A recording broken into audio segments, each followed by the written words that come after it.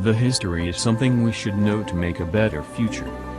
Please support for our channel by share, subscribe. We provide the truth of history to everyone.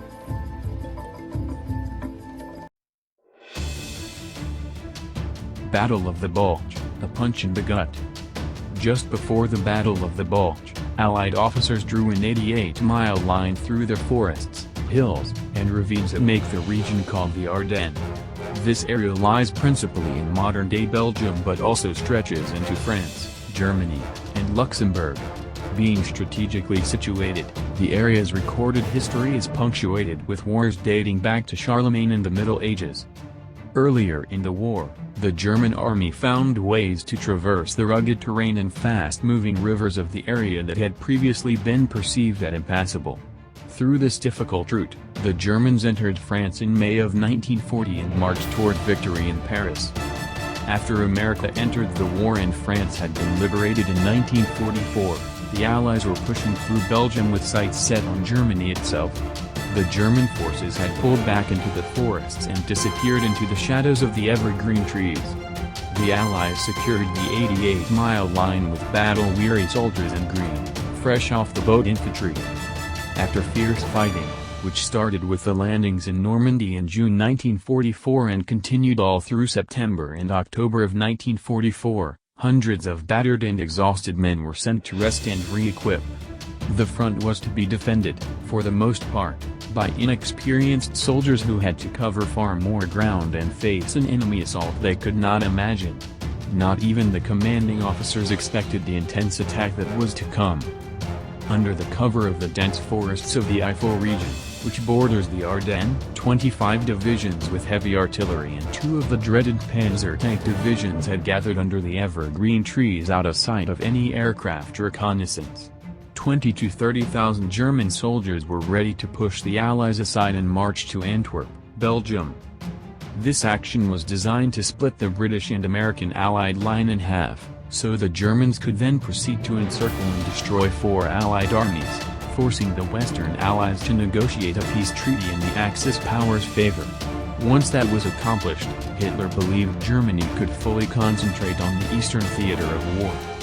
At 5 a.m., artillery fire heavily bombarded the northern line of the Allied front. Attacks occurred along all 88 miles of the defended line.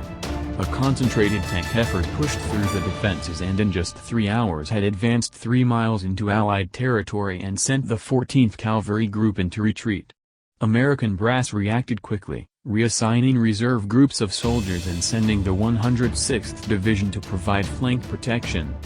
The very real possibility of Allied regiments becoming surrounded and isolated from the rest of the army loomed as December 16 drew to a close. By his own admission in the book, Bastogne, the first 8 days by General S. Elaine Marshall, the brass had not planned appropriately. Was a clear case of 8 corps misunderstanding the enemy's intent, though the same misunderstanding prevailed in the entire army for months afterward. Only after capturing documents and orders did they learn Hitler's intent was to cut the Allied forces in two, making it vulnerable to the mighty German forces. Allied leaders believed Hitler had his eye on Liège, Belgium, but seized documents lined out strict orders not to advance that far toward France. Hitler wanted to destroy the Allied ground force and came very close to doing it. Day 1 of what came to be known as the Battle of the Bulge left the Allies struggling with defeat. Incensed, the generals braced and regrouped for the days of battle to come. There was no way but forward toward Germany. Reporters, looking at the diagrams of the battle lines, coined the term Bulge and thus the name of the entire battle that would last for 6 grueling days. The bulge in the defense line was on the German side. They pushed into Allied territory. From the Allied point of view, it was a punch in the gut, almost splitting its mighty army in half, and could have affected the length or outcome of the war in Europe. Nuts to surrender, Battle of the Bulge. Nuts, an official military response to a German commander. The response was to a German letter threatening to annihilate over 100,000 U.S. troops in what was to be known as the Battle of the Bulge.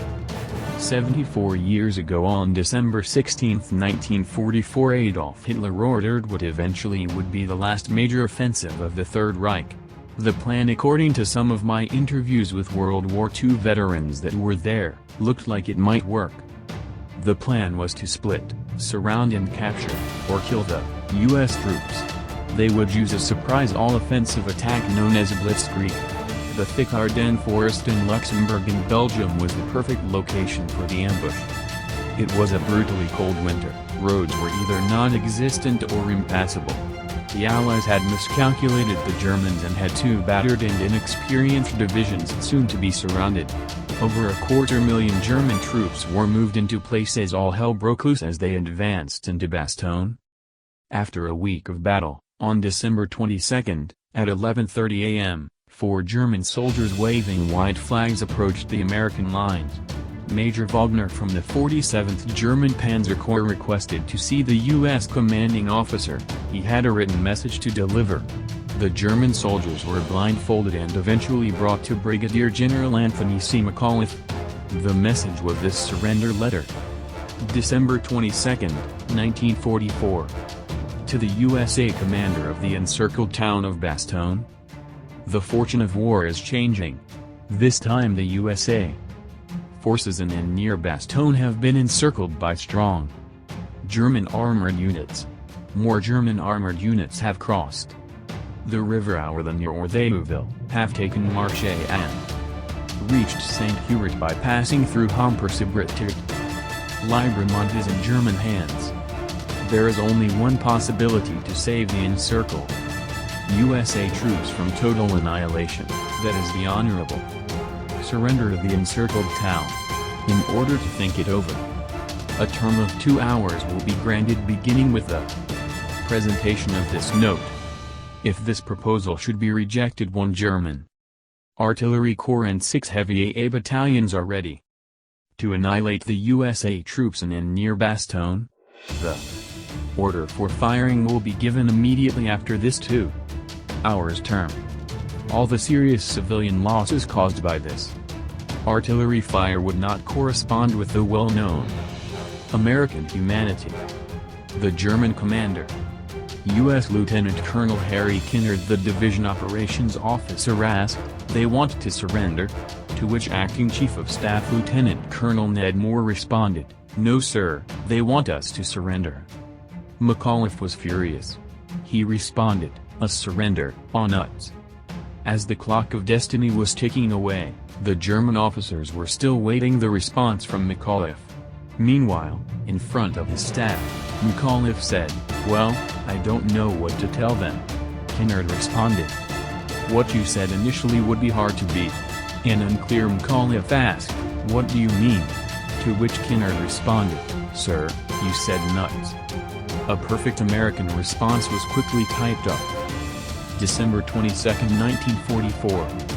To the German commander. NUTS. The American commander. McAuliffe requested Colonel Bud Harper, the 327th Regimental commander, to review the initial surrender demand and come up with a response. However, Harper was then handed the typewritten response and asked if it was a proper reply. Of course, Harper laughed and was told to deliver the message personally. Harper did indeed deliver the reply to the German officers that were planning to discuss the U.S. surrender terms.